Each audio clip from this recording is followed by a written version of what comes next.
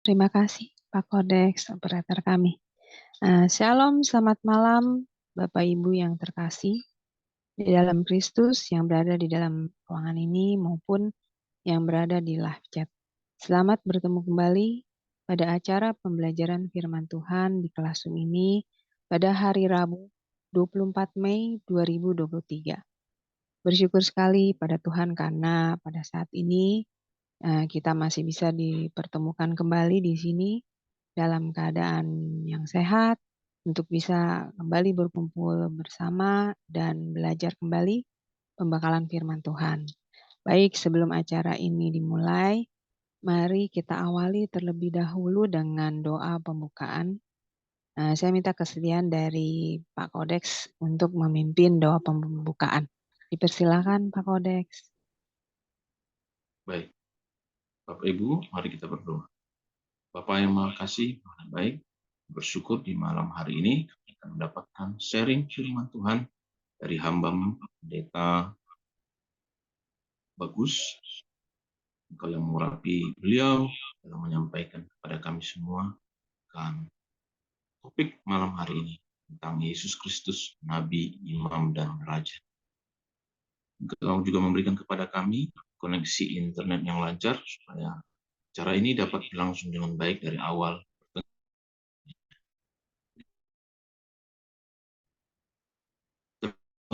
dalam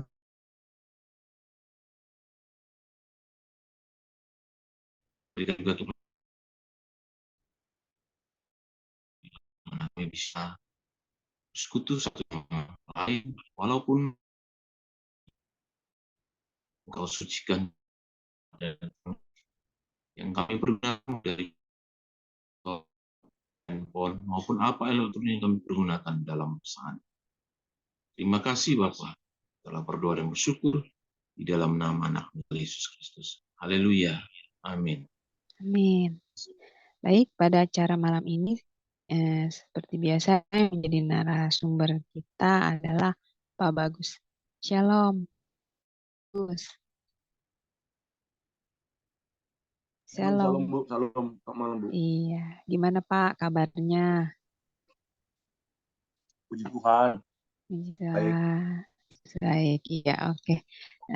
Baik, sebelum memulai pembelajaran kita, maka akan diumumkan terlebih dahulu channel-channel dan Facebook yang telah melive-kan acara Classroom ini, yaitu Sema Adonai Channel, Pendalaman Alkitab Channel, Garnet Sidan Channel, Antara Channel, Ferdinand Wardana Channel, Utiwati Media Channel, Gus Kurnia Facebook Channel, King Alexander Channel, Ana Chandra Channel.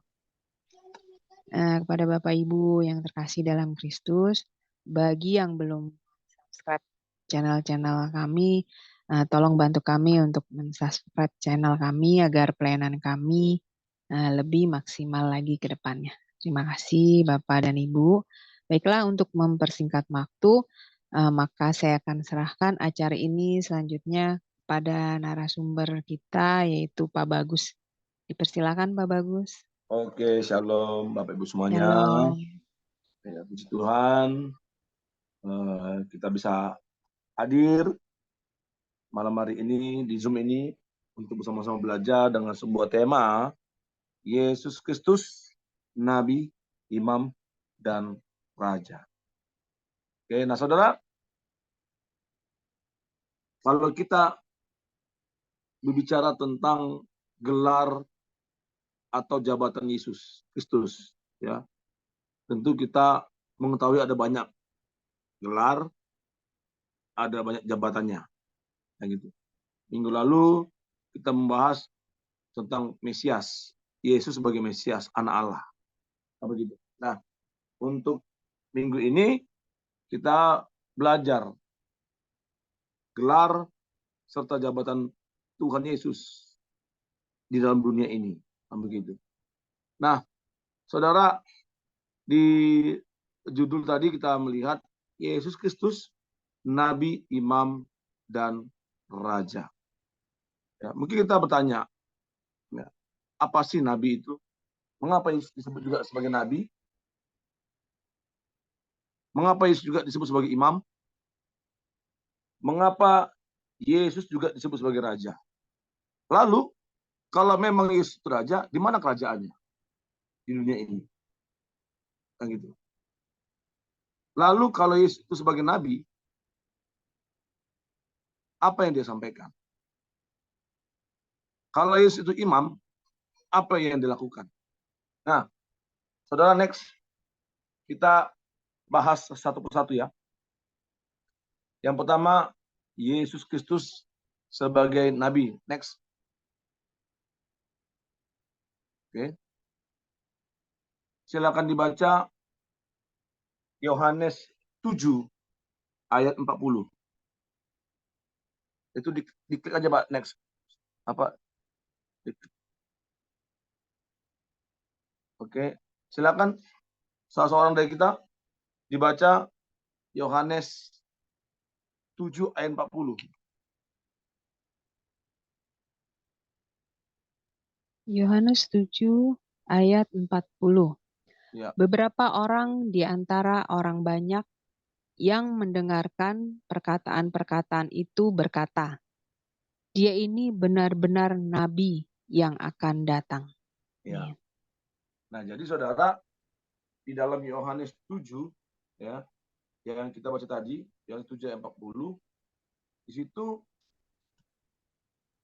ada banyak orang Yahudi yang ketika itu mendengarkan Yesus sedang menyampaikan kabar baik, ya, menyatakan sebuah pernyataan, ya, dikatakan dia ini benar-benar nabi yang akan datang, ya, saudara. Jadi ketika Yesus mengatakan sebuah kebenaran firman Tuhan bahwa ia adalah air hidup itu, sumber air hidup itu, ya, sehingga Yesus dikatakan di ayat 37, barang siapa haus, baiklah ia datang kepadaku dan minum. Barang siapa percaya kepadaku, seperti yang dikatakan oleh kitab suci, dari dalam hatinya akan mengalir aliran-aliran air hidup. Maka, saudara, orang-orang yang mendengarkannya pada saat itu berkata, saudara, ya, dikatakan di ayat yang ke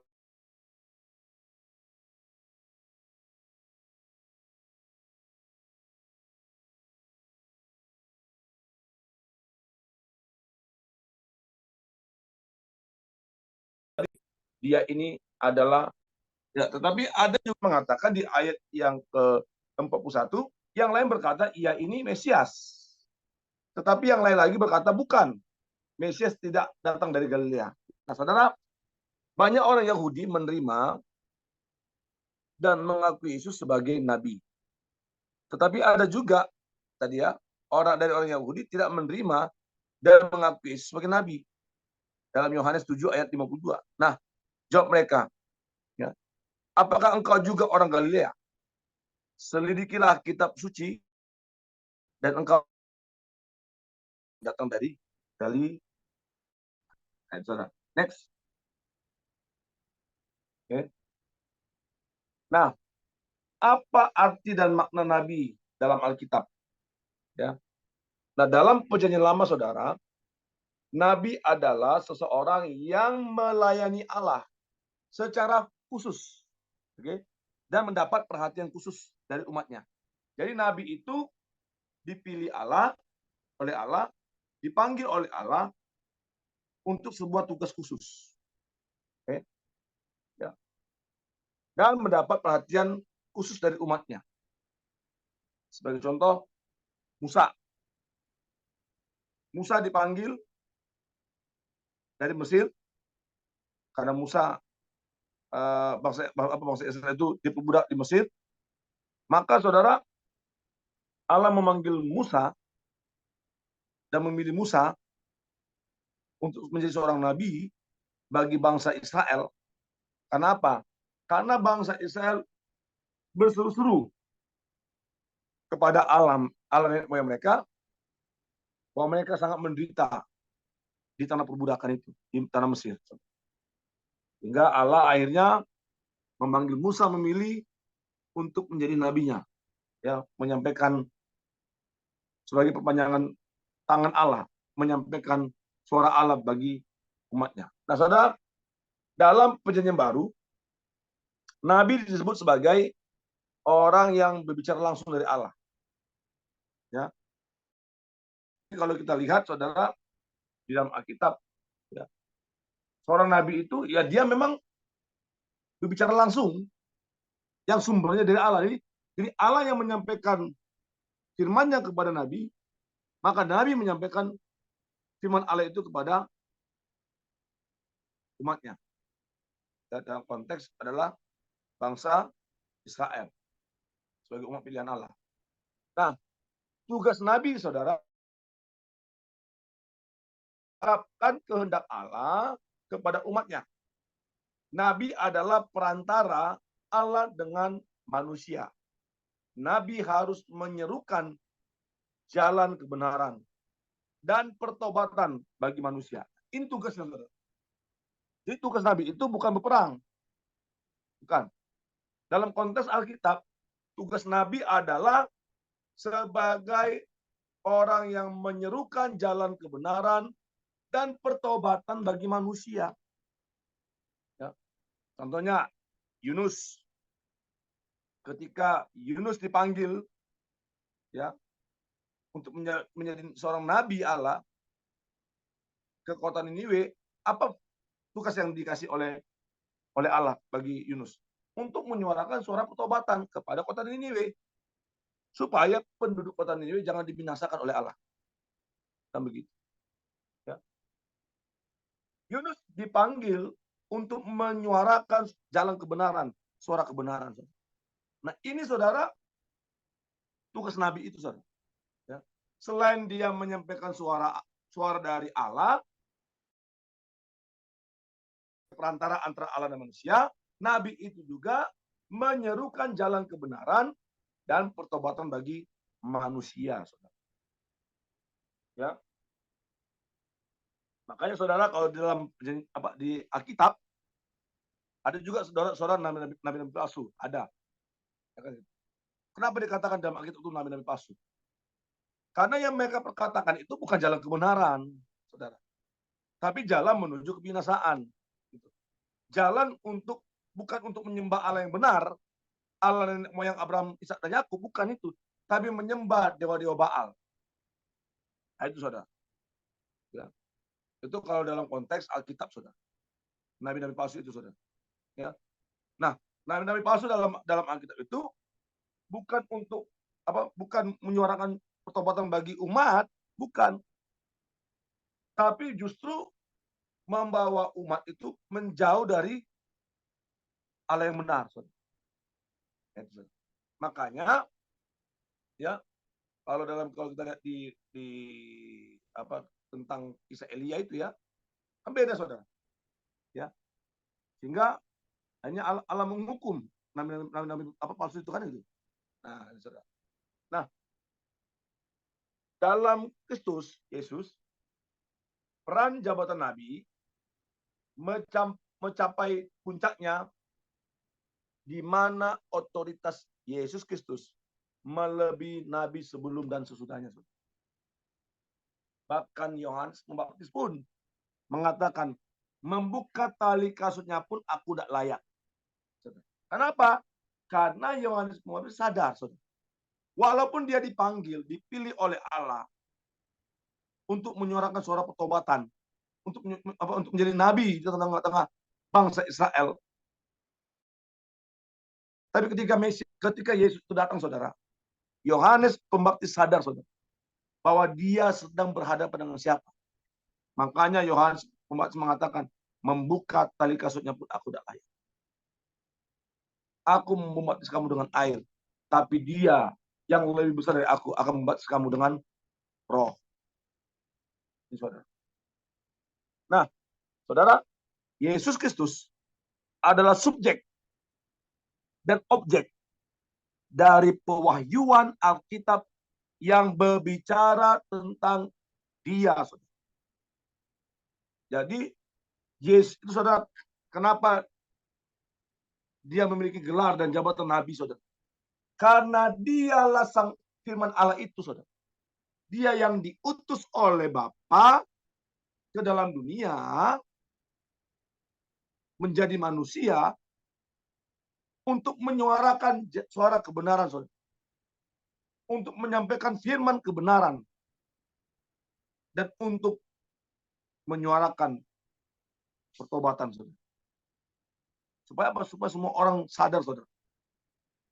Manusia yang berdosa ini perlu ya yang namanya pertobatan, saudara. Yesus datang sebagai nabi, saudara. Untuk bagaimana supaya manusia itu mengenal siapa itu Allah, saudara.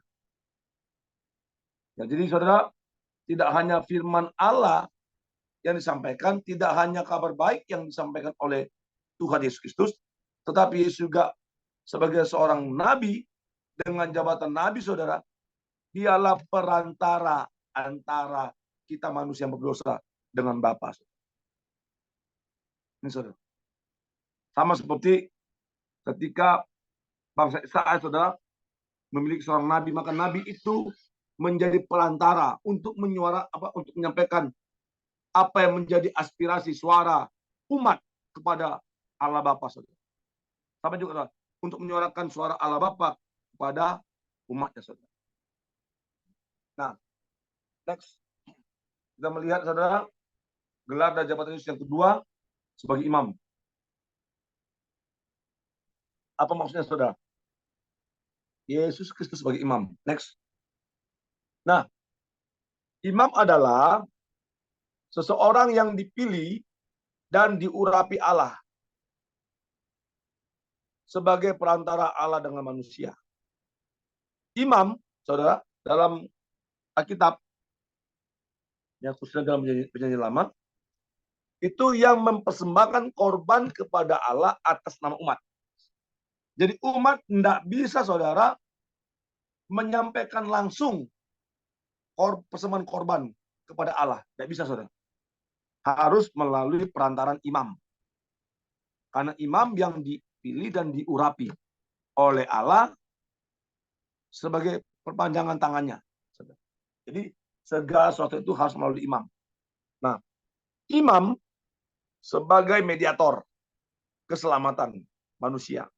Sehingga rekonsiliasi antara Allah dengan manusia dapat terjadi. Jadi imam itu seorang rekonsiliator, saudara.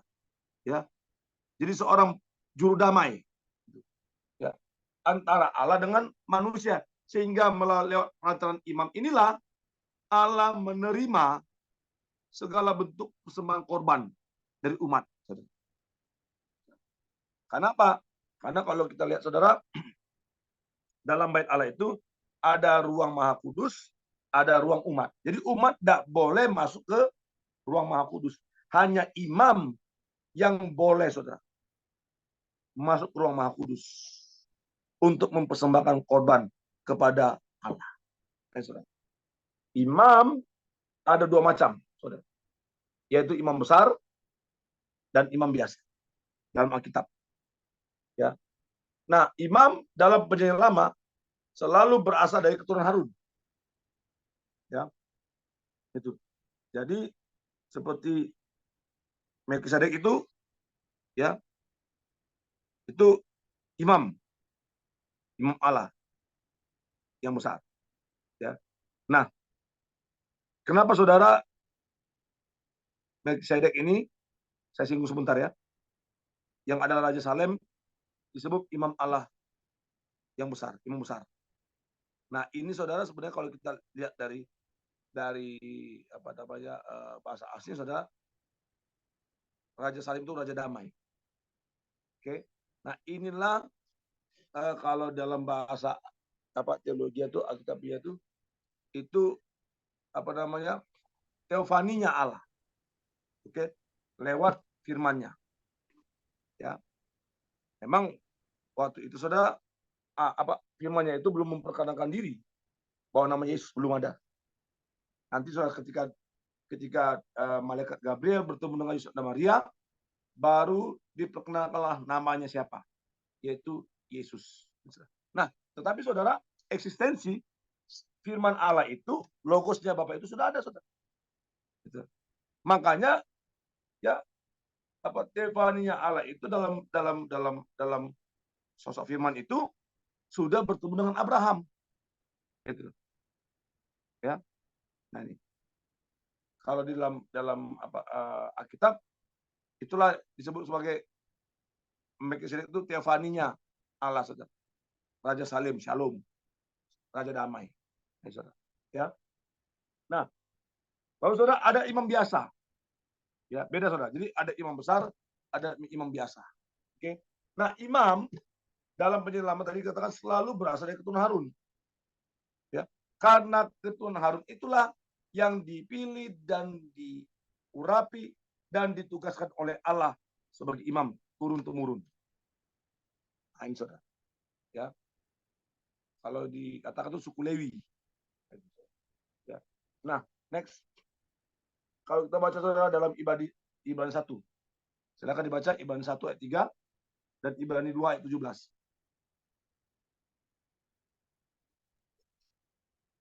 Ibrani 1 ayat 3. Sebentar, Pak.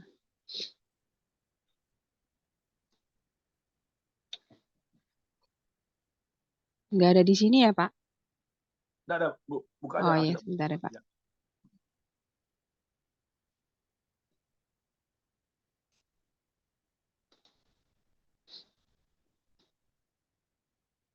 Ibrani 1 ayat 3.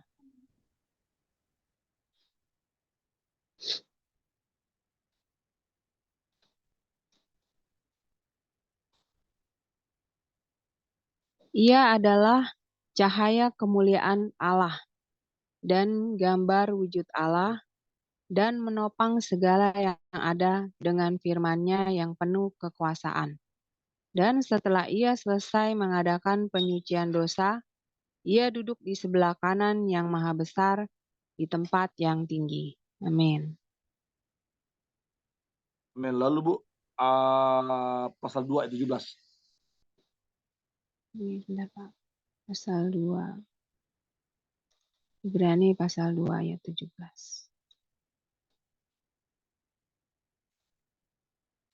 Itulah sebabnya, maka dalam segala hal ia harus disamakan dengan saudara-saudaranya, supaya ia menjadi imam besar yang menaruh belas kasihan dan yang setia kepada Allah untuk mendamaikan dosa seluruh bangsa.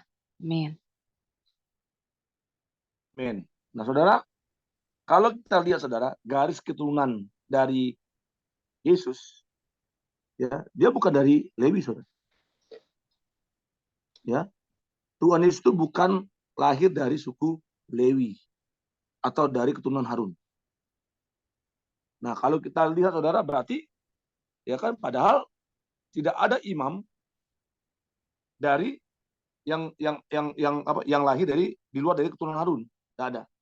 Tapi mengapa saudara Yesus dikatakan imam, diberi gelar imam dan jabatan imam, saudara? Padahal Yesus itu dari suku Yehuda. Nah, dalam teks yang kita baca tadi, saudara, ya di Ibrani 1 tadi ayat 3 dikatakan ia adalah cahaya kemuliaan Allah dan gambar wujud Allah dan menopang segala yang ada dengan firman-Nya yang penuh kekuasaan.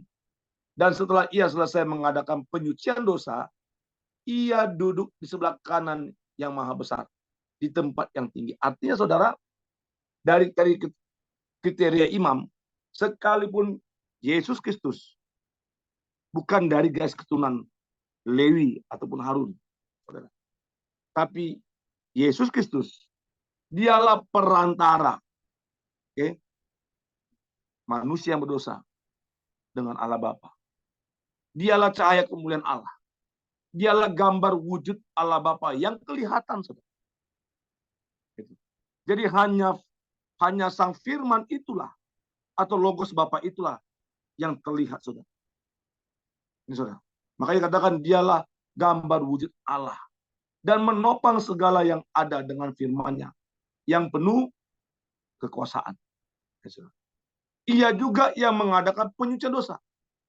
Jadi tadi saudara, imam yang menjadi perantara, imam yang membawa persembahan korban umat kepada Allah Bapa, supaya dosa-dosa manusia itu, umat itu diampuni, saudara. Nah, Yesus Kristus, sekalipun dia bukan dari suku Lewi, bukan dari keturunan Harun sebagai imam, tapi dialah imam yang besar, saudara, imam yang agung. Karena dia mempersembahkan dirinya, saudara, untuk penyucian, untuk menyucikan dosa kita, untuk menyucikan kita dari dosa, saudara, untuk menebus dosa kita, saudara, untuk melepaskan kita dari kuasa maut. Nah, sifat pertama yang disebutkan adalah bahwa Kristus adalah imam agung yang berkenan kepada Allah. Seorang imam, dia harus berkenan di hadapan Allah.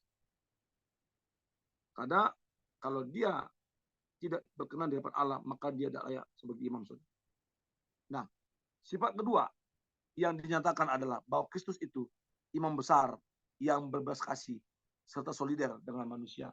Tadi kita baca di dalam Ibrani 2 ayat yang ke-7, katakan, namun engkau telah membuatnya untuk waktu, ayat 17 ya, ayat 17, itu sebabnya maka dalam segala hal ia harus disamakan dengan saudara-saudaranya. Oke, dari mana tuh? Dari suku Lewi. Jadi itulah sebabnya maka dalam segala hal Yesus disamakan dengan saudaranya, suku Lewi, yang adalah garis keturunan imam. Supaya apa? Supaya ia, Yesus, menjadi imam besar yang menaruh belas kasihan dan yang setia kepada Allah untuk mendamaikan dosa seluruh bangsa. Jadi Yesus itulah yang mendamaikan kita dengan Allah. Nah, setiap imam besar dipilih dari antara manusia dan ditetapkan bagi manusia dalam hubungan mereka dengan Allah supaya mempersembahkan persembahan dan korban karena dosa. Kita buka Ibrani 5. Ibrani 5 ayat 1 sampai dengan 2.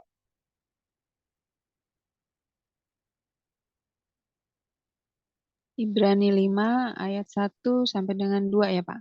Ya. Oke.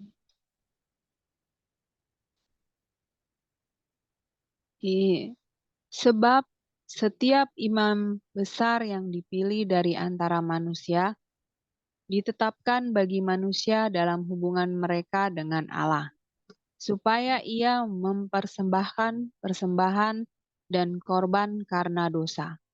Ia harus dapat mengerti orang-orang yang jahil dan orang-orang yang sesat, karena ia sendiri penuh dengan kelemahan. Amin.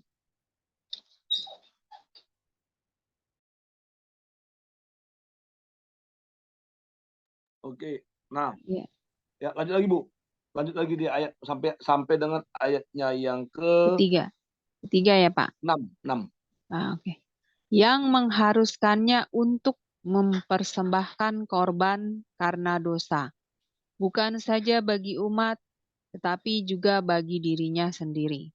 Dan tidak seorang pun yang mengambil kehormatan itu bagi dirinya sendiri, tetapi dipanggil untuk itu oleh Allah, seperti yang telah terjadi dengan Harun. Demikian pula Kristus tidak memuliakan dirinya sendiri dengan menjadi imam besar, tetapi dimuliakan oleh Dia yang berfirman padanya, "Anakku, engkau telah kuperanakan pada hari ini." Sebagaimana firman-Nya dalam suatu nas lain, engkau adalah imam untuk selama-lamanya menurut peraturan Melkisedek. Amin. Oke. Ya. Jadi jelas ya bahwa sekalipun Yesus itu bukan dari garis keturunan imam Harun, tetapi ia menjadi imam besar. Kenapa? Allah sendiri ya, yang memilih, yang menugaskan dia, yang mengutus Yesus ke dalam dunia, saudara. Makanya dikatakan, tetapi dimuliakan oleh dia yang berfirman kepadanya, anakku engkau telah kuberikan kepada hari ini. Engkau adalah imam untuk selama-lamanya. Nah, saudara. Kenapa? Karena Yesus itulah menjadi perantara antara kita manusia berdosa dengan Allah Bapa. Yesus itulah pendamai, juru damai antara kita dengan Allah Bapa. Makanya saudara, perhatikan ketika Yesus mengatakan sudah selesai. Ketika dia dalam perkataan terakhirnya di Bukit Golgota, sebelum dia menyerahkan nyawanya, sudah selesai. Dia menyerahkan nyawanya, apa yang terjadi saudara? Tabir bait Allah terbelah dua. Nah, disitulah saudara, pendamaian antara Allah dan manusia terjadi, saudara. Lewat kematian Yesus Kristus, dialah yang mendamaikan antara kita manusia berdosa dengan Allah Bapa. Nah, saudara, imamat yang dimiliki Yesus Kristus merupakan penyempurnaan imamat perjanjian lama. Karena mutu imamat itu diperbaharui. Ini saudara. Karena Yesus itulah kegenapan dari hukum Taurat itu. Ya. Yesus itulah kegenapan dari semua nubuatan para nabi, saudara. Jadi Yesus itulah yang menyempurnakan keimamatan. Fungsi seorang imam, tugas seorang imam disempurnakan dalam diri Yesus Kristus. Nah, next. Kita masuk yang ketiga. Yesus sebagai Raja. Nah, dalam Yohanes 18 ayat 36 sampai dengan 37. Silakan dibaca, Bu. Yohanes 18, 36 sampai dengan 37. Yohanes 18 ayat 36 dan 37. Jawab Yesus, kerajaanku bukan dari dunia ini. Jika kerajaanku dari dunia ini, pasti hamba-hambaku telah melawan, supaya aku jangan diserahkan kepada orang Yahudi. Akan tetapi kerajaanku bukan dari sini. Maka kata Pilatus kepadanya, jadi engkau adalah raja? Jawab Yesus, engkau mengatakan bahwa aku adalah raja. Untuk itulah aku lahir dan untuk itulah aku datang ke dalam dunia ini, supaya aku memberi kesaksian tentang kebenaran. Setiap orang yang berasal dari kebenaran mendengarkan suaraku. Amin. Amin.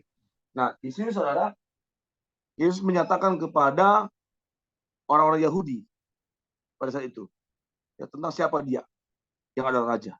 Nah, pemahaman Yesus tentang kerajaan itu bukan kerajaan dunia. Yang Yesus katakan kepada orang-orang pada saat itu bukan dia bicara tentang kerajaan dunia. Termasuk ketika dia berkata di depan Pilatus. Tapi kerajaan sorgawi. Tinggian mana kerajaan dunia dengan sorgawi? Dunia ini saudara binasa, fana. Tetapi kerajaan sorgawi kekal, saudara. Nah, ketika Yesus berbicara tentang kerajaan, dia sedang berbicara tentang kerajaan sorgawi yang kekal, yang tidak dapat binasa. Bukan seperti kerajaan dunia yang binasa, saudara. Sebagai contoh, saudara. Ya. Kerajaan mana yang masih utuh, saudara? Yang tidak pernah pecah? Tidak ada, saudara. Tapi kerajaan surgawi kekal, saudara. Tidak bisa pecah, saudara. Raja mana yang sampai sekarang hidup kekal, tidak mengalami kematian? Tidak ada, saudara. Kenapa? Karena raja duniawi itu tidak kekal, saudara. Raja dunia itu bersifat apa? Sementara, saudara. Tapi raja surgawi kekal adanya. Nah, Yesus ketika dia berbicara kepada Pilatus, ketika Pilatus bertanya, apakah engkau raja? Apa kata Yesus? Apakah Yesus membantah? Oh, bukan. Aku bukan raja. Tidak, saudara. Yesus menjawab, engkau mengatakan bahwa aku adalah raja. Jadi saudara menerima Yesus tak tolak, saudara. Dia katakan, untuk itulah aku datang. Dan untuk itulah aku lahir. Supaya aku memberi kesaksian tentang kebenaran. Setiap orang yang berasal dari kebenaran mendengarkan suara ini, saudara. Jadi Yesus adalah raja kebenaran, bukan raja dunia. Ya, yang diinginkan oleh orang-orang pada saat itu bukan, saudara. Tapi Yesus adalah raja surgawi. Kerajaan surgawi yang kekal, yang tidak dapat binasa, yang tidak dapat luntur akan apapun, saudara. Karena kerajaan surgawi itu, saudara, kerajaan yang kekal.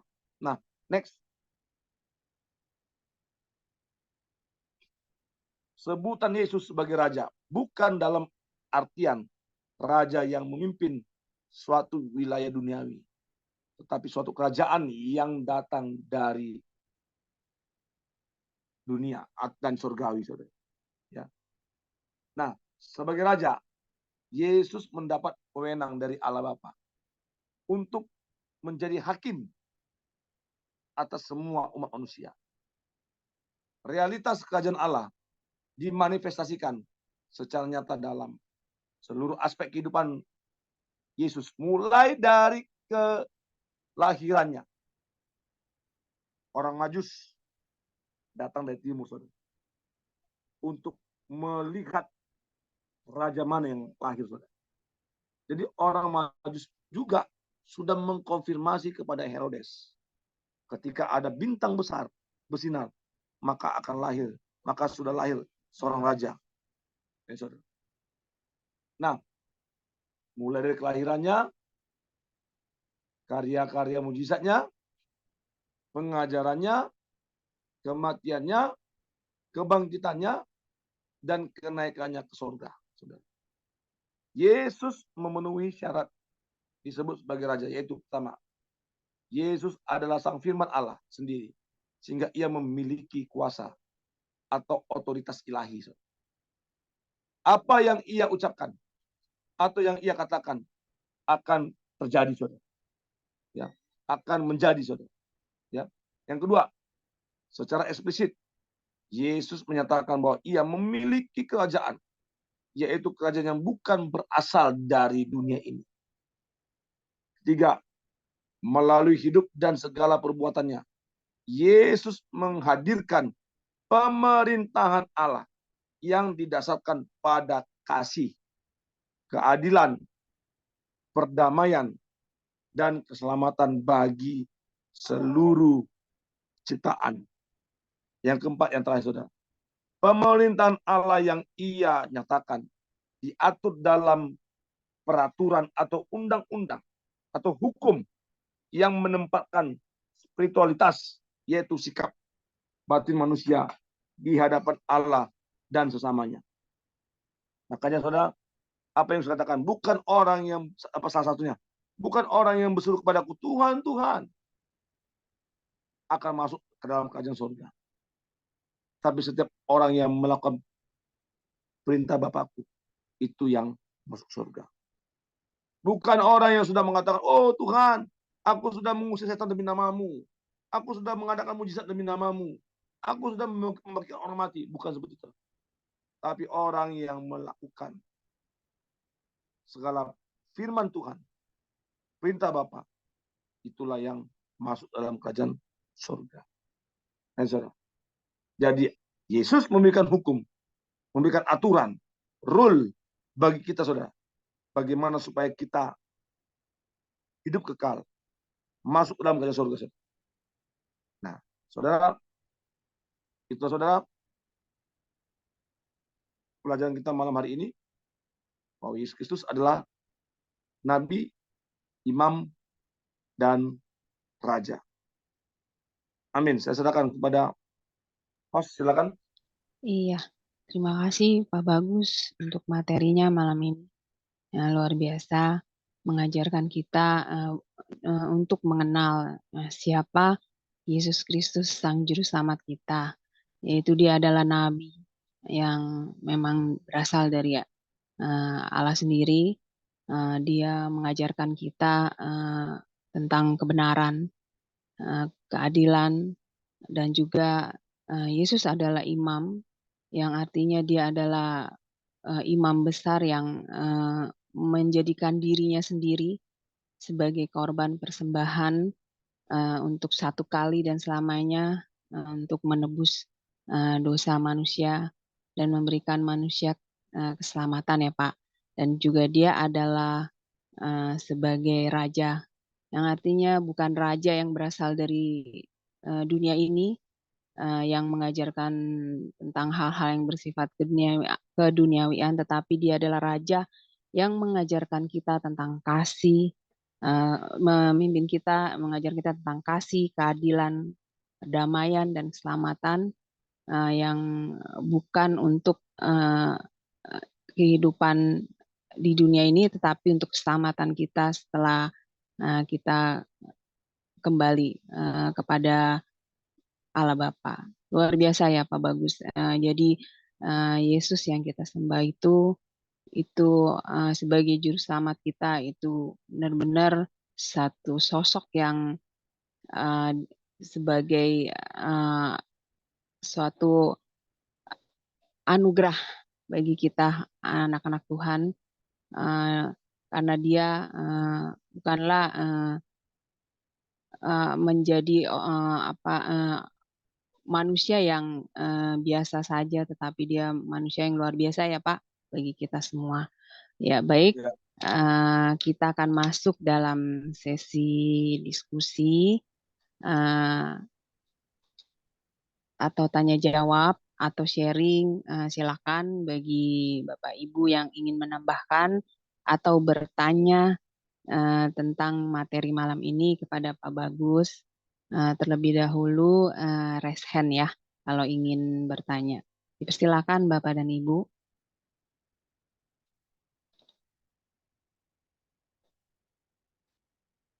Ya, dipersilakan. Oke, Ibu Ana, silakan Ibu Ana. Iya, shalom, Pak. Iya, Pak shalom. Bagus, malam. Malam. Saya mau tanya ini ya, Pak, yang imam itu. Arti imam itu maksudnya yang mengajar kepada murid-muridnya atau bagaimana ya, Pak? Saya masih kurang paham. Nah, jadi Bu, kalau imam itu, ya, imam dalam agama Yahudi, ya,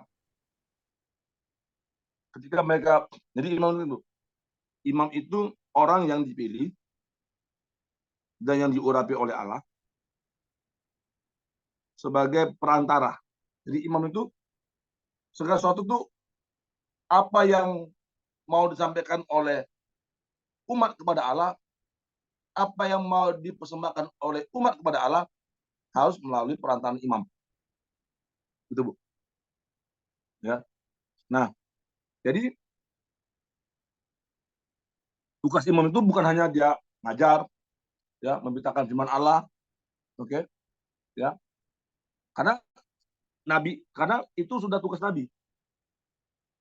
Jadi peran nabi itu tadi Bu, peran nabi itu penyampai suara Allah, suara kebenaran itu kepada umat, ya kan itu. Nah, ada imam, makanya kan Ibu, Musa bukan Musa yang mempersembahkan korban kayak penebus salah, korban penghapus dosa bangsa Israel kepada Allah. Enggak, imam Harun, gitu, dan keturunannya orang Lewi. Gitu. Nah, Musa sebagai seorang nabi punya tugas sebagai penyambung lidah Allah, menyampaikan apa yang menjadi firman Allah, suara kebenaran itu, ya kan, berita tentang pertobatan itu kepada umat. Gitu. Jadi imam, ya, berfungsi, punya tugas sebagai perantara antara umat dengan Allah dalam hal apa? Ya, kalau istilah di dalam apa hukumnya orang Yahudi itu seremonial, ibadah, gitu Bu.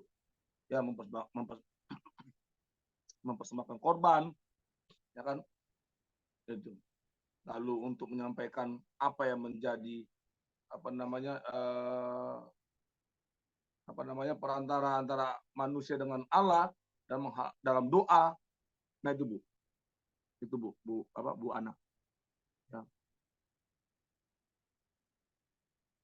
Halo Bu Ana. Iya, Iya, Pak. bagaimana Ibu Nah, Ana? Jadi gini ya, Ya. Pak. mm, Sambil baca Alkitab saya, Pak.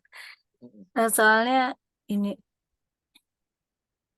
jadi Yesus itu sama aja seperti mengajarkan gini ya, Pak ya. Bagaimana kalau jadi imam, bagaimana sebenarnya kalau raja itu mungkin seperti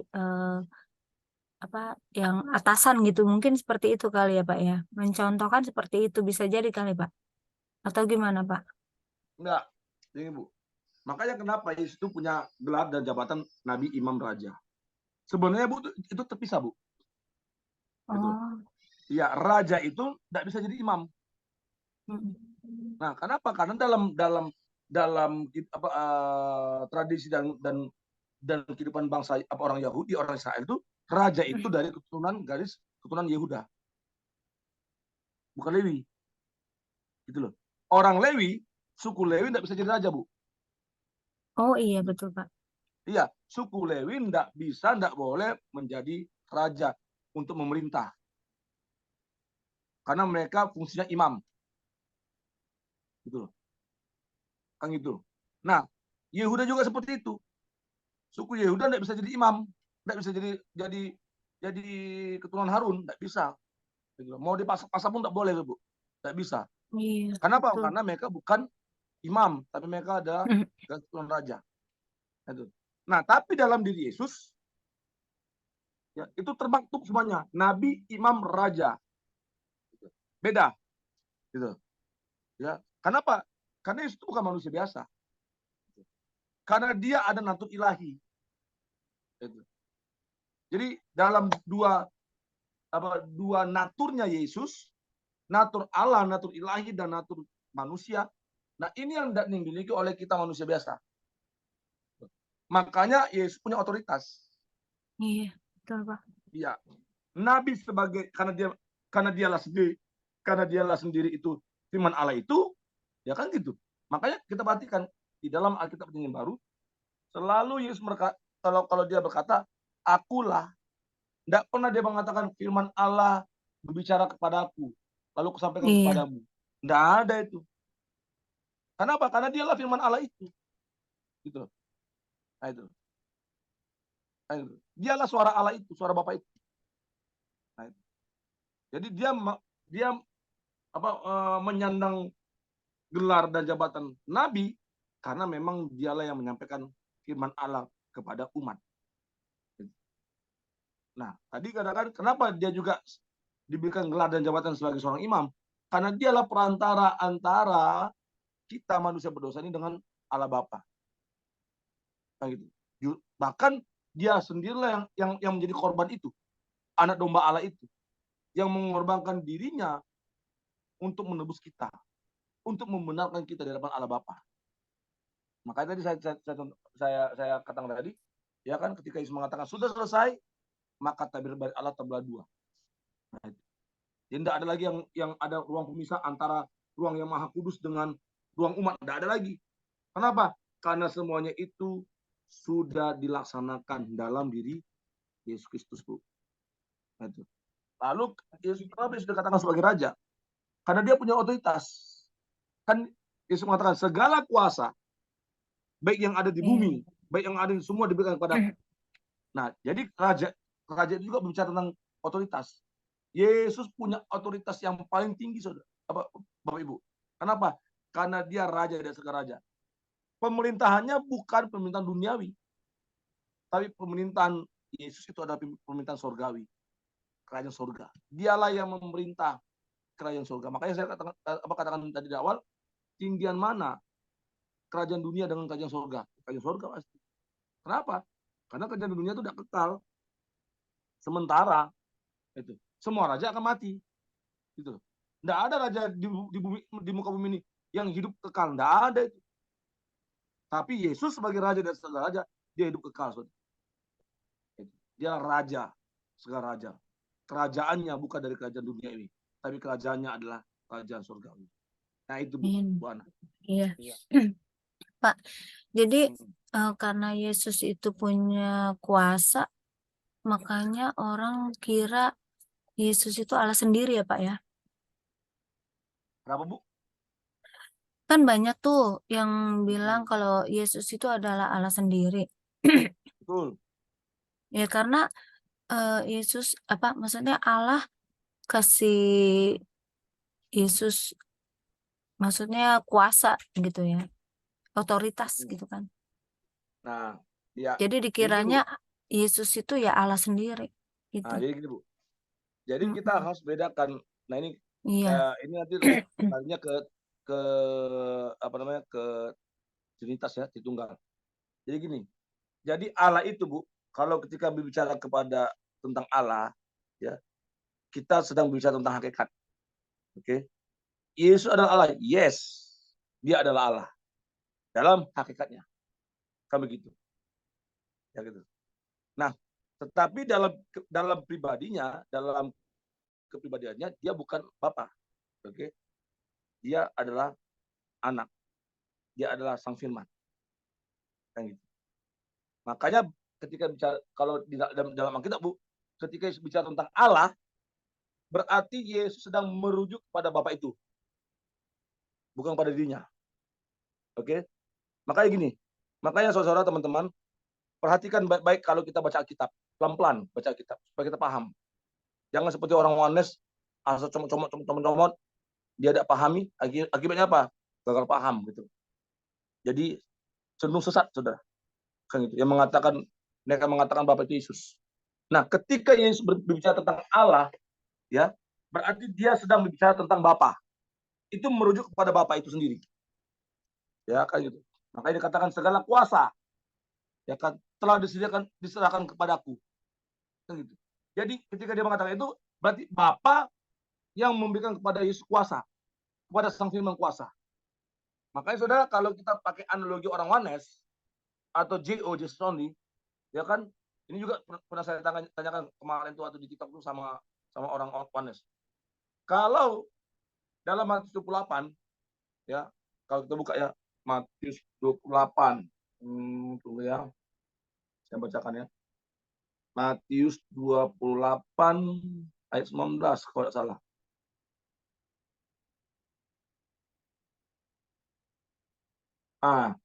Ayat 18.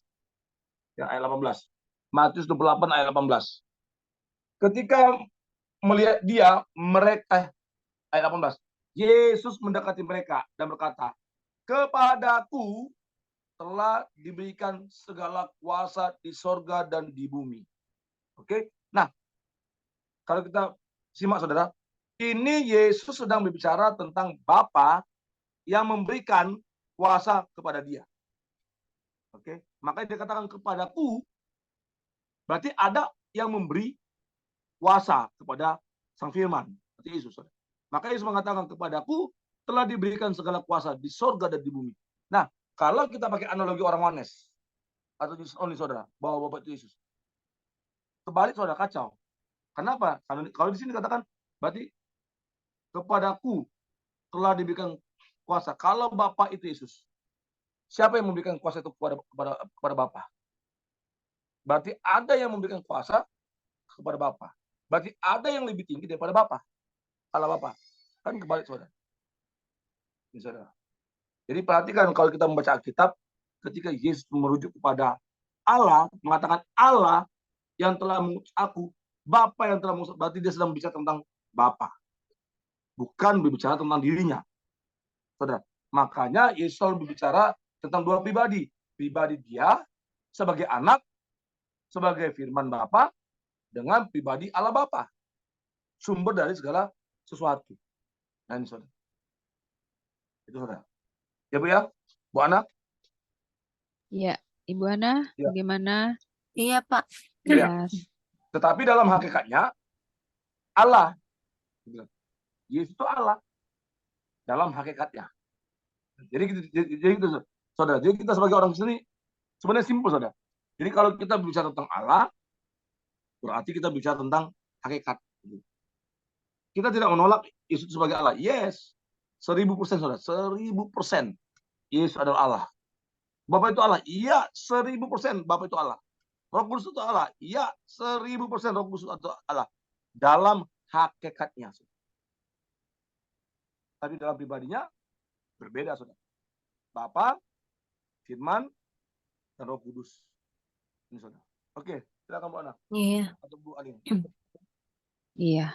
Bagaimana Ibu Ana? iya, Sudah jelas? Pak. Terima Atau kasih. mau tanya lagi? Silakan. Iya, nanti. Silakan yang lain dulu. Oke. Ya, baik. Makasih ya Ibu Ana untuk pertanyaannya. Ya, silakan. Ada Ini nggak ada lagi kan yang yang Bapak kemarin kan yang buat jengkel itu? Tidak masuk ya kan? nggak ada Pak. Oh iya, yang pakai nama apa nih? Tulip, Nggak ada Pak. yang pakai nama tadi ya. Puji Tidak Tuhan. masuk. Iya. Silakan. Siapa lagi yang mau bertanya? Ibu Rahel, Pak Stefanus, silakan. Apakah ingin bertanya atau berbagi juga boleh untuk menambahkan? Silakan. Kalau belum ada, saya dulu deh Pak ya. Oke, Oke. Bu, silakan. Pak Bagus, kan Ya. kalau di zaman Perjanjian Lama, nabi-nabi ya memang sebutan mereka ya nabi ya Pak. Ya kan seperti Nabi Yohanes, gitu, Nabi Musa. Nah kalau di zaman Perjanjian Baru ini, yang dimasuk kategori nabi itu seperti pendeta gitu ya Pak. Terus gembala, lalu pengajar, apakah seperti itu Pak? Mereka disebut nabi Nah, juga. ya. Iya, Oke. makasih Pak Jadi Bagus. gini Bu ya. Oke, makasih Bu ya. Nah, Ya jadi Pak. gini Bu. Kalau dalam konteks Yesus sudah ada di dunia ini, ya, dalam Perjanjian Baru yang kata Ibu bilang tadi, tidak ada lagi nabi seperti Musa, Yesaya, Yeremia, dan Yohanes Pembaptis. Tidak ada lagi seperti itu. Tetapi ada yang namanya karunia kenabian. Oh, karunia kenabian, iya Nah, Pak. Iya, iya. ada karunia kenabian. Kenapa Bu? Nah itu. Jadi gini Bu. Semuanya itu kan sudah digenapi dalam diri Yesus. Iya. Oke. Gelar, jabatan, fungsi nabi itu sudah digenapi dalam diri Yesus. Yang pertama. Yang kedua, tugas nabi itu sebagai, selain dia sebagai pelihat, sebagai penyambung lidah Allah, nabi juga menyampaikan nubuatan. Itu sebenarnya tugas besar nabi. Menyampaikan, menyuarakan suara kebenaran, suara nubuatan itu. Nah, ketika nubuatan itu sudah digenapi dalam diri Yesus, makanya tidak ada lagi nabi, Bu. Gitu. Kan gitu. Nah, yang ada adalah karunia kenabian. Makanya ada rasul, ya kan? Kan itu sebutkan. Ada nabi, ada imam, ada pengajar, ada gembala, kan itu. Ini Iya, karunia Pak. itu. Ya. Nah, tetapi karunia kenabian itu sama seperti nabi dalam PL, Perjanjian Lama. Oke, tapi dia tidak disebut lagi sebagai nabi. Gitu loh. Iya. Tapi dia memiliki karunia kenabian. Nah, itu. Oh iya, iya. Paham, Pak. Makanya dalam Perjanjian Baru itu tidak ada lagi nama apa istilah nabi, tapi rasul. Nah, itu. Sebenarnya sama aja fungsi rasul dengan fungsi nabi sama gitu. Iya, tapi rasul hanya itu lebih identik dengan murid dari Tuhan Yesus. Yesus. Oh, sampai sekarang ya Pak, pemahaman itu. Berarti karunia kenabian itu ya, bukannya sebutan nabi buat mereka yang memberitakan kebenaran firman ya Pak ya, yang mengajarkan ayat. Nah, kalau kita mengacu dalam Alkitab Bu ya. Iya. Dan satu lagi Pak, kan dibilang bahwa setelah Yesus menjadi imam besar. Bu, ya. tunggu dulu sebelum Bu ya. ngomong. Silakan dibuka Efesus 4 ayat 11. Iya, Efesus 4 ayat 11. Bentar, Pak. Efesus 4 ayat 11. Iya. Oke. Ya, saya baca ya, Pak. Dan Ialah yang memberikan baik rasul-rasul maupun nabi-nabi, baik pemberita-pemberita Injil maupun gembala-gembala dan pengajar-pengajar. Amin. Oke, amin. Ya. Amin. Lalu di ayat yang ke-12, untuk memperlengkapi orang-orang kudus bagi pekerjaan pelayanan, bagi pembangunan tubuh Kristus. Nah itu, Saudara. Jadi ada karunia. Karunia rasul, karunia nabi, karunia pemberita Injil, penginjil, karunia gembala, dan karunia pengajar. Nah, itu dasarnya, Bu. Iya, Jadi tidak iya. ada lagi nabi kayak Nabi Musa, akan Nabi Yesaya, Yeremia, Yunus dan sebagainya, dan Muhammad tidak lagi, Bu. Itu. Oh iya, berarti Ya, mereka ya, karunia ya Pak ya, karunia karunia. kenabian yang mereka. Iya. Oh iya, paham Pak. Nah, satu lagi Pak, mengenai imam. Kan setelah Yesus menjadi imam besar yang terakhir ya Pak, setelah dia kan tidak ada lagi, berarti kan kita sudah, hubungan kita dengan Allah Bapa sudah terhubung ya Pak ya, dengan kematian Yesus kan. Yang menjadi saya pertanyaan ini, bagaimana Pak dengan, maksudnya berarti kan kita berdoa atau kita memohon segala sesuatu itu udah bisa dengan langsung ya Pak, tanpa perantara lagi. Sebenarnya kan seperti itu ya Pak, kalau menurut firman ya. Betul Pak Bagus. Misalnya kita berdoa, misalnya minta kesembuhan bagi diri kita sendiri atau sakit kita dengan penyakit yang ada di tubuh kita gitu. Nah, lalu kalau misalnya masih ada yang misalnya minta didoakan gitu oleh pendeta atau itu bagaimana Pak? Bagaimana itu Pak kalau seperti itu Tidak salah juga, Bu. pemahamannya? Jadi gini, Bu. Heeh. Jadi gini. Iya Pak. Kalau di zaman kita ini kan tidak ada lagi yang namanya imam. Iya. Karena kan semuanya kan sudah disisihkan dalam diri sendiri. Tetapi kan istilahnya kan kalau zaman sekarang kan ada pendeta, ada pastor, Iya benar Pak. ada romo, ada penginjil, ada hamba Tuhan, ya kan? Nah, sebenarnya sih sama seperti kita juga. Gitu. Jadi mereka itu kan diberikan jabatan keimaman. Ya. Keimaman bukan seperti imam yang dulu lagi. Gitu. Gitu. Ya. Bukan mereka yang mempersembahkan korban, tidak lagi, Bu. Ya kan ada korban nih. Ya, mereka bawa kepada Allah, tidak lagi. Tapi fungsi keimaman mereka lebih bersifat untuk melayani umat. Oh, begitu Pak. Iya, saya ya paham. Kan, untuk memimpin, ya kan, untuk mengajar, kan begitu. Nah, lalu kalau kita mau ngomong atau ngobrol sama Tuhan, silakan. Tidak ada lagi. Jadi begini, ya tidak harus kita sampaikan, Pak Pendeta, tolong sampaikan kepada Tuhan ya. Permohonanku 1, 2, 3, 4, 5, 6, sampai 10. Tidak mesti, Bu. Gitu. Iya. Kita sendiri pun bisa ngomong sama Tuhan. Ngobrol sama Tuhan dalam doa kita. Berkomunikasi dengan Tuhan, sharing, curhat sama Tuhan, silakan. Tidak harus melalui perantaran pendeta. Gitu. Gitu. Iya. Jadi tidak harus. Ya dikit-dikit, panggil lupa pendeta. Ya, panggil lupa pendeta. Iya benar Pak. Kan banyak umat yang begitu ya Pak. Kan banyak umat itu dikit-dikit panggil pendeta, Iya. panggil pendeta. Kan gitu. Kita pun bisa berdoa sama Tuhan, mohon sama Tuhan, minta sama Tuhan, boleh, bisa. Betul. Kenapa? Karena tidak ada lagi pembatas kita. Karena Yesus itulah sudah menjadi perantara kita gitu. Jadi ngobrol aja sama Tuhan, ngomong aja sama Tuhan. Minta ampun dosa pun sama Tuhan, tinggal ngomong aja. Tuhan, ampuni aku Tuhan. Aku sudah berbuat dosa Tuhan. Aku mau bertobat Tuhan. Aku mau memperbaharui hidupku Tuhan. Amin. Sudah. Nah itu teman-teman. Nah ini satu pemahaman ya Pak, supaya yang mendengar ini mengerti ya bahwa kita sudah hidup di zaman perjanjian baru. Nah jadi kita bisa langsung berkomunikasi sendiri dengan Allah Bapa kita ya Pak. Dan ya kita maksudnya jangan selalu mengandalkan pendeta gitu ya Pak, atau Tapi Bu, apa gini Bu, ya. Bu Aling, Heeh, tapi heeh. tapi jangan pula kita bilang, oh pendeta tidak perlu, salah. Enggak, iya.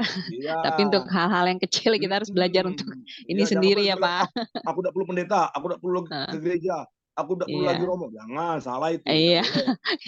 Iya, salah itu tetap ya kita benar butuh pengertian. mereka, gitu loh. Iya, Heeh, untuk membimbing kita, gitu loh. iya, Untuk betul. mengajari kita. Itu.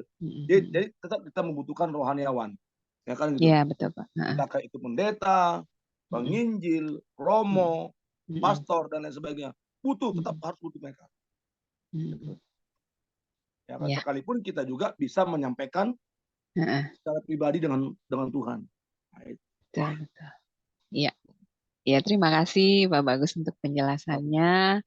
Oke, siapa lagi yang mau bertanya silakan Saya lagi Pak, teman-teman. Nah, ya Ibu mumpung Ana belum ada silakan. yang bertanya. Iya, iya, silakan Ibu Ana. Ini tadi kan ada di materi Bapak, setiap imam besar dipilih dari antara manusia dan ditetapkan bagi manusia dalam hubungan mereka dengan Allah supaya mempersembahkan persembahan dan korban karena dosa. Itu kalau maksudnya zaman sekarang itu maksudnya perjanjian baru itu bagaimana tuh? Atau Dan yang lagi Bu, sekarang ini gitu loh Pak. dan lagi Bu. Karena dalam zaman baru tidak ada lagi gunanya kita mempersembahkan korban. Gitu. Jadi dalam konteks sebelum Yesus ada, Iya Pak. sebelum Yesus mati di atas kayu salib, ya betul. Jadi imam itu menjadi perantara untuk mempersembahkan korban kepada Allah Bapa. Gitu. Tetapi kan semuanya itu kan sudah digenapi dalam Yesus. Yesus itulah korban yang Iya. sempurna. Makanya kita tidak perlu lagi imam. Gitu. Untuk mempersembahkan korban. Bakaran, korban penebus Iya, salah, betul. penghapus dosa pula lagi Bu. Gitu. Iya. Nah itu Bu. Nah jadi Nah, imam itu memang dipilih dari manusia. Gitu. Nah, tetapi pemilihan Allah itu khusus. Makanya kalau kita lihat dari konteks Alkitab, yang dipilih Allah untuk melayani umat, untuk menjadi perantara antara manusia dengan Allah dari garis keturunan Lewi. Itu. Dari garis keturunan Harun. Kan itu, Bu. Nah, itu. iya. Itu aturan yang ditetapkan oleh Allah bagi bangsa Israel.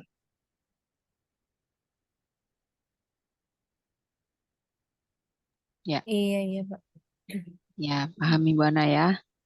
Iya. Oke. Mau bertanya lagi Ibu Ana? Nanti Atau lagi. juga oke. Ya silakan. Silakan yang lain dulu. Ya silakan ini yang Atau ada yang mau lain. menambahkan tidak apa-apa? Iya, Iya, menambahkan apa yang saya silakan. Pak Kemiri mau menambahkan? Pak Kemiri atau Pak Kodex atau Ibu Heni, silakan mau menambahkan tentang materi malam ini.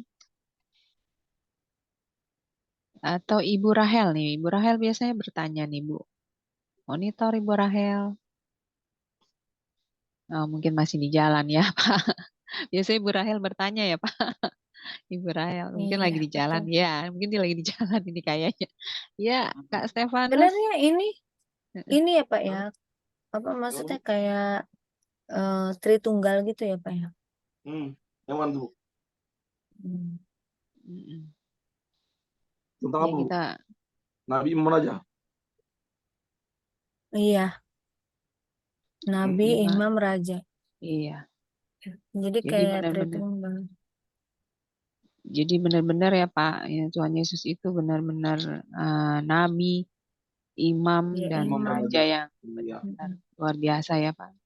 Dia adalah apa namanya Tuhan kita, yang kita imani dan kita percaya, kita sembah ya Pak. Dia benar-benar perantara kita ya Pak kepada Allah Bapa. Iya. Oke. Sebenarnya pelajaran ini bagus ya Pak ya. Jadi orang-orang nggak terjebak dengan ya seperti tadi Pak Bagus bilang kan, Yesus dibilang raja. tapi nggak ada Mm-mm. kerajaannya, kan gitu ya. Mm-mm. Nah, itu kalau orang awam tuh kan bingung. Iya, pikirnya apa ya Bu Ana ya?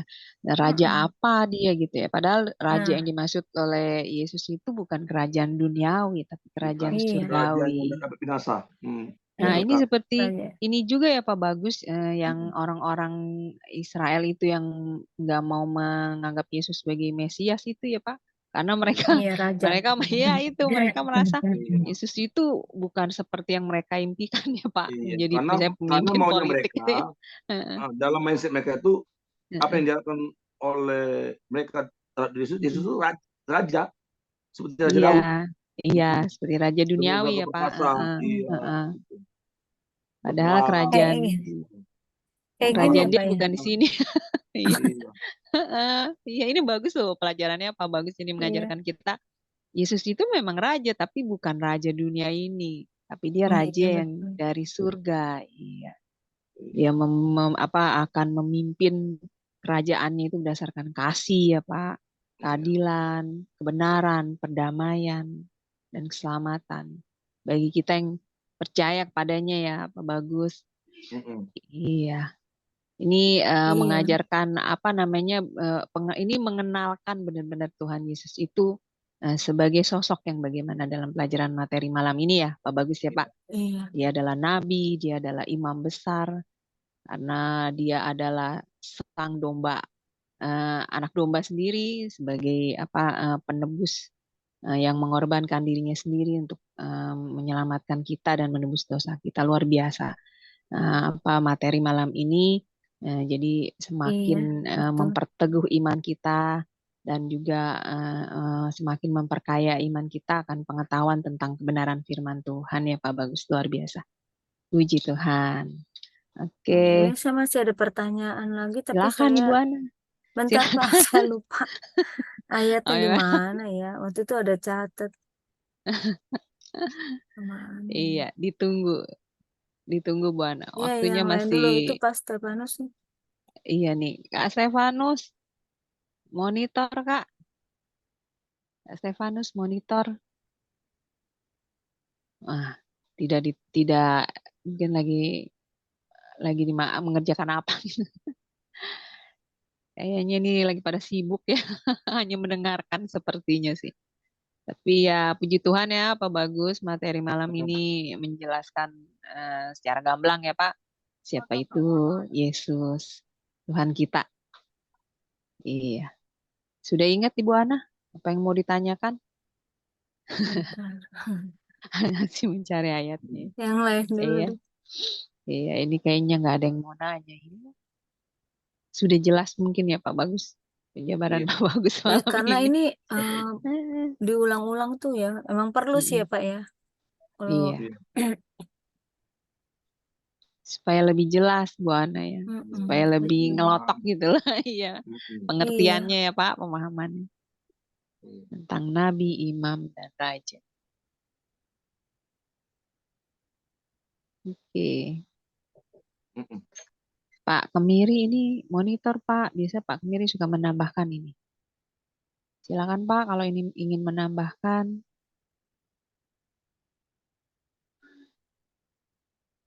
Oh, tidak ada. mungkin lagi Pak pada Kemirinya ini. sudah keluar. Tadi ada sempat ada. Oke, Ibu Heni monitor. Ini Ibu Heni sedang sibuk ya.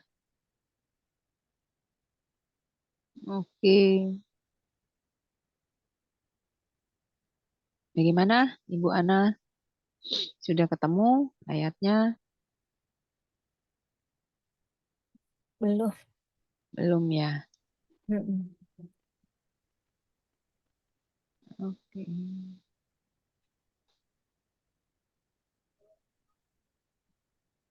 Jadi bagaimana?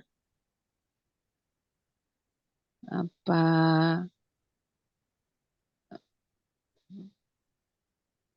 untuk next-nya apa gimana Ibu Ana? Pertanyaannya? Iya, silakan yang lain dulu. Saya belum ketemu ini. Mm, iya. Pak Kodeks, apakah Pak Kodeks mau bertanya juga? Silakan Pak, monitor. Shalom, selamat Ya, malam. shalom. Silakan, Pak. Iya, suaranya hilang nih, Pak Kodeks. Belum ada. Tes, tes, tes, tes. Ada yang Ya, kedengaran? ya sudah. Ya, Ya. apa yang mau dibagi nih sama Pak Kodeks? Silakan, Pak. Ya. Ya, ini berarti Mm-mm. apakah ini Pak pertanyaan? Mm-mm. Berarti kedatangan Yesus Kristus ke dunia, Mm-mm. dialah nabi ya, nabi yang dinubuatkan, dan dia juga dari imam besar yang melakukan pengorbanan. Ya, pengorbanan itu dirinya sendiri, dan dialah juga raja. Nah, ini Pak yang menjadi pertanyaan, apakah ini nanti ketiga jabatan ini hanya untuk Yesus Kristus atau akan diteruskan oleh rasul-rasul? Misalnya dia adalah nabi, jadi kenabiannya itu diteruskan oleh rasul-rasul atau murid-muridnya, dan dia adalah imam besar. Apakah ini nanti diteruskan oleh rasul-rasul, dan juga dia adalah raja? Apakah ini nanti diteruskan juga oleh rasul-rasul? Pak Pendeta. Ya, silakan, Pak Bagus. Monitor, Pak. Ya. Jadi kalau fungsi raja, rasul itu bukan raja. Ya, mereka tidak memerintah kerajaan dunia, kan begitu. Tapi kalau fungsi kenabian, ya karena mereka menyampaikan firman Allah ya, Injil, berita kabar baik ya.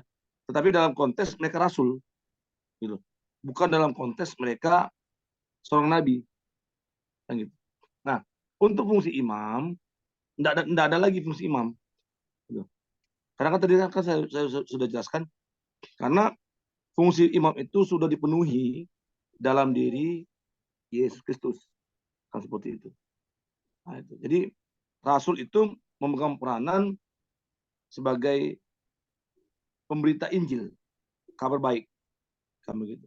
Yang menyampaikan kabar keselamatan, ya, kabar sukacita, kabar pertobatan, ya kan, yang menyampaikan apa yang menjadi firman Allah, kan, seperti itu Pak Kodek, ya. Jadi kalau untuk gelar atau jabatan imam raja tidak lagi, gitu loh. Itu Pak Kodek. Jadi rasul itu ya memang dia rasul, gitu. Nah, sebagai pemberita, ya kan, yang dipilih, yang diutus untuk memberitakan kabar baik Injil itu, berita Injil itu, kabar keselamatan itu. Nah, tentang siapa Iya. Yesus kepada setiap orang.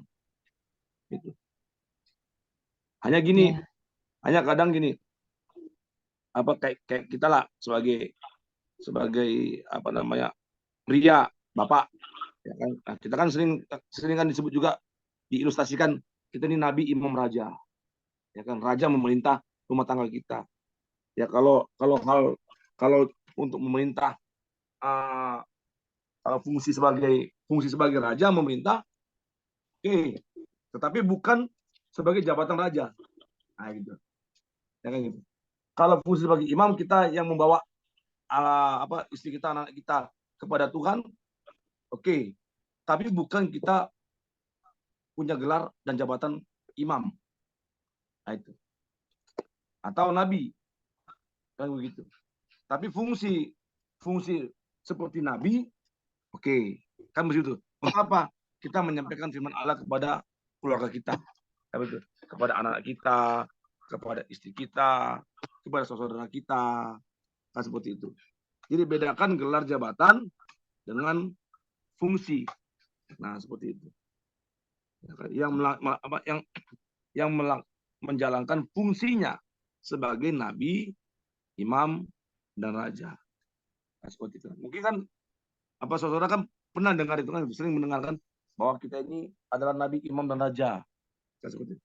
Tapi bukan gelar dan jabatan. Jadi bedakan gelar dan jabatan dengan fungsi. Nah, itu. Begitu. Gimana Pak Barek?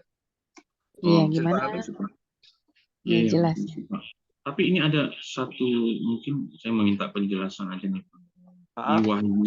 Di Wahyu 20 ayat 4 ada ini yang Wahyu 20 dimaksud ayat 4. ayat 4. Saya bacakan dulu ya. Wahyu pasal 20 ayat 4. Lalu aku melihat tahta-tahta dan orang-orang yang duduk di atasnya. Pada mereka diserahkan kuasa untuk menghakimi. Aku juga melihat jiwa-jiwa mereka yang telah dipenggal kepalanya karena kesaksian tentang Yesus dan karena firman Allah, yang tidak menyembah binatang itu dan patungnya, dan yang tidak juga menerima tandanya pada dahi dan tangan mereka. Dan mereka hidup kembali dan memerintah sebagai raja bersama-sama dengan Kristus untuk masa 1000 tahun. Ini Wahyu penjelasannya. berapa tuh? Wahyu 20 ya? Wahyu, iya Pak Pendeta. Wahyu 20 ayat 4. Maksudnya Oke, ayat Wahyu ini 20 gimana? ayat 4. Ayat ini Pak Pendeta. Penjelasannya lagi. Nah, jadi gini. Jadi itu kan Yohanes kan mendapatkan penglihatan. Oke. Jadi dia tulis itu dalam dalam Wahyu 24 tadi kan. Itu. Nah, jadi memerintah sini bukan sebagai raja sampai kayak Raja Daud, bukan seperti itu. Itu. Karena gini, di situ kan dikatakan memerintah sebagai raja bersama-sama dengan Kristus. Oke. Jadi fungsi itu bicara tentang fungsi, bukan. Jadi para rasul itu bukan nantinya ya pas akhir zaman tuh bukan sebagai raja seperti raja dunia, bukan. Kenapa? Karena nanti tidak ada lagi raja, yang hanya ada Yesus yang memerintah, gitu, sebagai rajanya, raja dan segala raja. Nah, para rasul itu itu bersama-sama dengan Kristus. Nah, memerintah di sini bukan dalam jabatan mereka sebagai raja, tapi fungsi mereka memerintah. Itu. Jadi kita harus bedakan, ya kan itu. Ya, bagaimana fungsi dengan jabatan. Jadi di Wahyu 20 ini tidak bicara tentang jabatan sebagai raja, tapi fungsi mereka nanti bersama dengan raja dan segala raja, yaitu Yesus Kristus, memerintah itu, untuk masa 1000 tahun. Nah, seperti itu. Jadi kan kalau kita bicara di kitab Wahyu ini kan tidak bisa kita bicara secara rupiah ya, terlek, tidak bisa. Yang memang kita harus kita melihat apa sih sebenarnya yang dimasukkan di ayat ini. Apalagi kalau kita bicara tentang kitab Wahyuan ini. Nah, itu Pak Kodek. Iya, terima kasih Pak Pendeta. Iya. Bos. Iya, sama-sama Pak. Ya. Oke, Ibu Ana, bagaimana Ya, sudah ketemu saya mau ayatnya? tanya lagi. Iya, silakan. Iya, silakan. Iya, Pak, saya mau tanya gini, Pak. Kalau orang Kristen itu kan tahu ya, Yesus itu imam, ya nabi, ya raja. Nah, kalau orang luar itu kan mereka taunya Tuhan gitu ya, Pak. Jadi Kenapa? kalau misalkan Tuhan, Yesus itu Tuhan kan gitu ya. Ya. Bukan nabi, bukan raja, bukan imam kan gitu.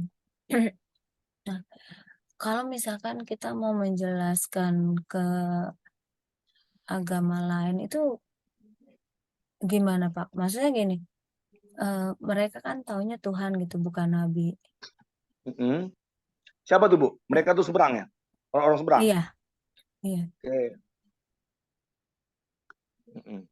Tapi gini juga Bu, tapi mereka juga tidak mengimani, tidak menerima Yesus sebagai Tuhan. Itu masalahnya. Justru gini, justru orang-orang seberang, saudara kita yang seberang itu, justru dalam konsep mereka itu Yesus itu hanya sebagai nabi, bukan Tuhan. Kan begitu. Ya kan? Mereka tidak menerima ketuhanan Yesus.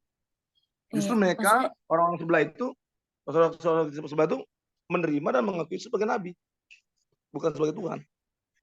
Bukan Pak, maksudnya bukan orang seberang itu Pak.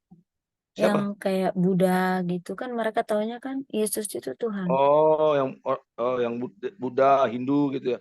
Iya, kan mereka taunya Konghucu. Yesus itu kan Tuhan. Oke. Karena apa, Bu? Gini. Karena dalam konsep mereka tuh nabi itu tidak seperti nabi dalam konsep kita. Nah, saya tidak tahu apakah di agama Buddha ada nabi. Kayaknya di Buddha pun tidak ada nabi. Gitu loh. Tuhan ya.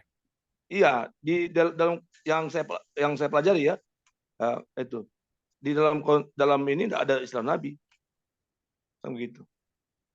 Di Buddha ya, itu. Iya. Nah, makanya mereka tidak memahami apa itu nabi. Tapi kalau di Yahudi, di Kristen, di agama saudara kita Muslim, Islam, ada konsep nabi itu, kan begitu. Jadi makanya mereka kemungkinan mereka tidak memahami tentang bahwa itu nabi ya karena memang dalam konsep keberimanan mereka tidak ada pemahaman pengertian tentang nabi itu, Bu. Gitu, Bu. Mungkin ada dalam pemahaman yang lain, gitu. Tapi bukan nabi dalam pemahaman kita sebagai orang percaya, orang Kristen, gitu loh. Kayak tadi kan penyambung lidah Iya. Allah, nah, itu menyampaikan nubuatan tentang Mesias, nah itu, Bu. Itu Pak Bagus, mereka kenalnya Dewa Dewi. Iya, dewa itu. Iya, Dewa Bapak Dewi. Dewa Dewi. Iya. Itu. Jadi bukannya nabi, Dewa Dewi ya. Nabi. Apalagi Tuhan agama iya, tapi Hindu. Tuhan Iya. Yesus mereka tahu sih gitu. Iya. Iya. Kecuali kalau dalam konsep agama mereka ada nabi, kemungkinan besar mereka akan tahu apa itu nabi gitu. Ah, gitu. Iya. Karena memang dalam ini mereka tuh mengenal dewa, dewi. Ah, itu. Seperti itu, Bu. Iya. Makanya saya bilangnya, maksudnya sama keluarga sih Pak, yang belum kenal kan mereka Buddha ya. Jadi saya bilang ya kalau Tuhan itu kan mereka tahu ya, maksudnya pencipta, terus ya segala-galanya kan gitu. Jadi saya bilang ya kalau mau terima Yesus ya sebagai Tuhan bukan sebagai raja gitu sih Pak. Penjelasannya cuma gitu. Iya. Ya, gimana? Sudah jelas, Bu Ana? Iya, Sudah jelas ya. terima Oke. kasih Bu Ali. Iya, sama-sama. Oke, ini sepertinya ada lagi kah? Sepertinya sudah tidak ada ya Pak Bagus yang akan bertanya lagi. Iya, nggak ada. Iya, Karena ini baiklah. jelas ya gitu. Karena Iya, kemarin juga kan Pak Bagus ada ngajar gini. iya kepada kelas kita yang dulu ya, Bu Mm-mm. Ana ya. Ha-ha. Ini Iya, diperjelas jelas. lagi, diulang lagi sama Pak Bagus dia. Ya, Iya. puji Tuhan. eh, sudah cukup ya, Pak Bagus. Eh, apa materi malam ini ya? Ya. Oke, ini sapaan buat pelayan di. Oke, puji Tuhan. Pada akhirnya acara ini sampai di penghujung waktu. Dan terima kasih atas pembekalan firman yang telah disampaikan oleh Pak Bagus kepada kita semua malam ini. Materi yang luar biasa, yang mengajarkan kita mengenal siapa itu Tuhan Yesus, yang Tuhan yang kita sembah, yang kita imani. Sehingga kita menjadi benar-benar mengerti Tuhan kita seperti bagaimana. Baik, semoga menjadi berkat materi malam ini bagi kita semua yang mendengarkannya, baik dalam ruangan ini maupun di live chat. Oke, untuk selanjutnya apakah ada pengumuman Pak Kodeks? Monitor Pak Kodeks? Iya. Apakah ada pengumuman untuk minggu depan? Iya, silakan Pak. Ada bocoran nggak nih tentang topiknya atau temanya untuk minggu depan? Ah, iya Pak Bagus. Iya, untuk minggu depan Pak. Ini seru nih, urutan dia, jadi Iya. komplit nih paket. Iya. Monitor Pak Bagus, Ya, bagaimana? makasih ya, nanti saya Biar kasih seru tahu ya apa Pak. judulnya. Iya. Yang penting ini Bikin orang teman-teman, yang penting penasaran ya Pak. seputar, iya dia penasaran seputar tentang Allah dan Tuhan. Nah, itu masih Oh saya ya, kasih. amin, amin. Tuhan, Iya. iya. Iya. Oke, sip. Oke dah. Pokoknya udah ada sedikit bocoran lah. Iya, Wush. sedikit intipan. Iya, oke. Ya, baiklah. Mari kita tutup acara ini dengan doa penutup dan berkat yang akan dipimpin oleh Pak Bagus. Dipersilakan Pak Bagus. Oke, kita berdoa. Mari kita berdoa. Di dalam nama Bapa dan Putra dan Roh Kudus kami sungguh bersyukur dan berterima kasih kepada Engkau, ya Bapa, atas setiap anugerah dan kasih-Mu dalam kehidupan kami. Terima kasih Tuhan atas firman-Mu yang sudah kami dengarkan. Terima kasih Tuhan atas waktu dan kesempatan Engkau berikan bagi kami untuk kami boleh belajar semakin mengenal bahwa Engkau ya Yesus, Nabi, Imam, dan Raja dalam kehidupan kami dan dalam dunia ini. Biar Tuhan mampukan kami sebagai murid-murid-Mu ya Tuhan, untuk kami memahami dan semakin mengenal siapa Engkau dalam kehidupan kami. Sehingga Tuhan lewat itu kami dapat semakin bertumbuh, semakin dewasa, iman kami semakin teguh, tak tergoyahkan bahwa Engkaulah ya Yesus Tuhan kami dan Juru Selamat kami. Engkaulah firman Allah yang diutus, yang mengambil wujud manusia untuk menebus kami dari dosa, menebus kami dari kuasa maut. Sehingga Tuhan kami dimenangkan, kami dimerdekakan dari dosa. Kami dimampukan untuk menghasilkan buah-buah yang baik, buah-buah pertobatan dalam hidup kami. Terima kasih Tuhan.